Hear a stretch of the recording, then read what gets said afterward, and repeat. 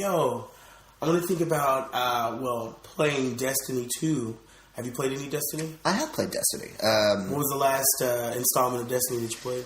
I played Destiny 2 shortly after it came out. I played Destiny 1. I did not continue after. I didn't continue with any of the DLC for the first one because I was really put off by the lack of story. Oh, wow. Like, I played through the game, it ended, and I was like, I really thought I was like a quarter of the way through the game. I thought this was like one of the bosses building my... Because at the end of it, they're like, well...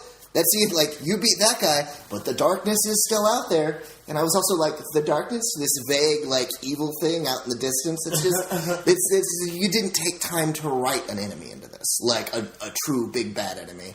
And, I've heard that they dealt with that with the DLC. The DLC was really well done, and that it was a little more story-driven than the rest of the game. But at that point, I wasn't willing to throw more money into it. Dude, no, I feel you. And that's gameplay was great. I can't say enough about the gameplay. It was smooth. Some of the best first-person shooting I've played. Yeah, so. Definitely. No, unlike you, I totally got hooked though. Fair enough. I drank the Kool-Aid, all of it. I was like, can I have some more? And, I came back. So I have several friends who are deep and who continue to play it. I still played. So I just. So the DLC that just dropped was for Mars, which was the Warmind. And so you say you stopped playing D1? No, you play up to D2. Yeah, I've played. I played the first bit of the first one, so I beat the initial story of the first one, and then I've got a couple worlds into 2. Okay. Really, I got that because my mom wanted to play it, and needed someone to play with it. Nice. My mom is a huge gamer. Nice. Yeah, she's a huge gamer. Yeah, didn't expect that to hear that on the show, right? Yeah, no. So my mom plays better games than your mom? No. Proven. She's 67 and plays a ton of online games. Nice. That's gonna keep your mom alive for years, dude. Are you serious? She plays a ton of Neverwinter. I'm not a big Neverwinter fan, but shout out to anything Forgotten Realms, Dungeons and Dragons. My mom loves that stuff, right? But yeah, so I enjoyed the gameplay of Destiny 2. No, Destiny 2 was smooth. Destiny, honestly, the relationship that I have with Destiny is deep. I got in right as I believe the Dark Below DLC was dropping because they have Vault of Glass. And just vanilla Destiny, Vault of Glass, and then you have the Dark Below, which was the Hive raid, and then the Vault of Glass, which was the Vex raid. And so going through that and just playing that game, that was the first game outside of PC games that I was into a community. Okay. Because in PC, I was into the PC community, so I would talk, chat, headphones, back and forth. So. Once PS4 hit, I was on the PS4, hit the Destiny. It was the first time that I got back into a community. And so that aspect basically drew me all the way back in. So from that DLC, The Dark Below, I've been playing ever since. I met a bunch of friends, in IRL from the game. I'm like, hey, let's kick it. And so, dude, we kicked it. And so shout out to my crew, to the family. Y'all know who you are. Nerdcore 64. Letting you know to the family out there, Southside Dregs, hold it down. I will caveat, with what I've been saying about it, in that I had not played an MMO before, really. Okay. So there were aspects of it that were very MMO that me never having played one kind of put me off. You're like, eh. The leveling at a certain point, because it felt, initially, I took it as more of it was first-person shooter, but I thought it was a little more story-driven, or more of a RPG-esque. I realize now that it was definitely more MMO, and that at a certain point you have to start gaining items to start gaining level. Yeah, you're picking up stuff. And I've never enjoyed. I like being able to play for an hour and a half and know I gained XP. I don't like being able to play for an hour and a half and not got many good items, so that hour and a half I didn't really gain anything. So the grind. Yeah, I need to know I'm gaining something for the grind. Yeah, the grind is real. So I'm just going to shout out to Destiny 2. It's been a really weird relationship, kind of, sort of. It's been amazing, and then in the amazingness, the DLCs drop, and towards the end, right before D2, D1 basically becomes this culmination of all these things you wanted. Basically, the community, back and forth. We don't like this. We don't like this. We want this. We don't like this. And you get to the end of D1, and you're like, okay, cool. they're going to answer all these questions. Okay. D2 comes and it doesn't answer those questions. Okay. You get something beautiful. You get, to a degree, the story is perpetuated, but it's like Bungie and Activision went backwards.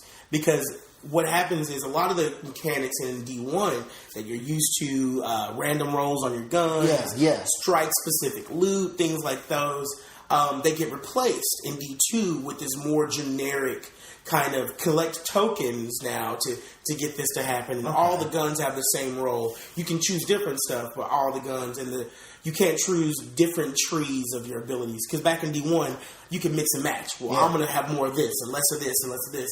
And that would make somebody way more superior because, you chose the right set of skills for your gameplay. Okay. And so I feel what happened in D2 was the idea was they wanted to make it even all the way around for for casual players, I believe. And it created this weird rift where you got something awesome, but it wasn't better than the thing you left. You see what I'm saying? It was just different. It was different. Similar, but different. Yeah, and you're expecting it to build on each other. And so what's happened, honestly, in my experience as gaming with Destiny up until this very moment, is them basically giving us the stuff we wanted in D1 back in D2, which is an upgrade, but is it when you're expecting y'all already had this? And so now you're getting stories and lore from stuff that they were telling you back in D1, like the darkness and everything. And the DLCs consistently address that, but now we're here where the fan base has dwindled down. Yeah. And the new DLCs, the Curse of Osiris that dropped and the Warmind, the one before that, Curse of Osiris, wasn't really, it was good, but it was short. And it was more like, I don't want to say spitting in the face of the fan base, but it's like, dude, we've been telling you what we wanted. We've been here for years. What's up? And so that is where D2 is now. It's still an awesome game.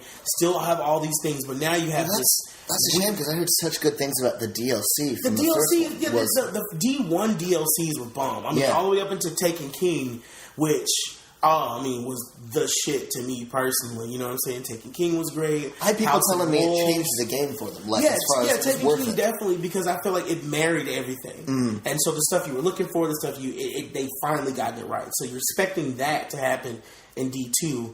And like I said, I still play, but it's just it's like they went backwards and then started adding the same things you already liked. Okay. And so it's like, I'm expecting you to do more than that, but you're not. So right now, I own it. I'm going to give the second one another. You should give it a try. I mean, and as the newest DLC is going to drop, The Forsaken is going to drop in September. So you definitely got some time for the summer to hang out and turn that up and check that out. But yeah, man, that's where I'm at right now. Somebody my fire team has been down since the Fist of Crota. So, you know what I'm saying? Let's be real, you know what I'm saying? Letting the glimmer drip to the end of my Siva piece, you know what I'm saying? Glimmer game, you know what I'm saying? But I digress. But yeah, I mean, at this point now, I am waiting I can't say I'm not going to pay because I've been paying this entire time. No, right. And I'm like, yo, how much is it? I'm like, oh, fine, just take it. So I'm really hoping, my money. Right? So I'm really hoping that in September, we have the Taken King-esque that you kind of had in D1 happen for D2. Finally marrying everything together, because with these updates that they're doing, they're getting closer back to it. And so you wanted those random rolls. You wanted those, that's broken. Okay, it's broken. Well, anything is broken if you mix it with these things. Yeah. So anything can be broken, and it's not like, this one thing is this, we're going to balance this. No. I want to be able to go back to, I have more grenades than this guy because I chose to have more grenades. I feel like in some of those situations, as long as it's not, there's only one way to break it. Like, if there are multiple styles that are broken, then it evens, it evens everything out. And I think what they were doing for a minute was really trying to stop that. And instead of allowing that to be natural, okay, this breaks it. Okay, cool, that breaks it too, and this breaks it too. It creates a feel of specialization, in that kind of a game. So, I enjoy that. So, yeah, that's where we are right now with Destiny. Heck yeah. Just like a relationship has been good, but then you had like a rocky time, but you still love her.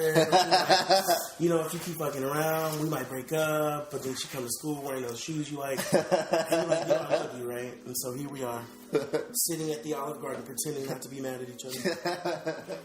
Sweetheart, I'll give this another date. Another day. Just in case. Indeed.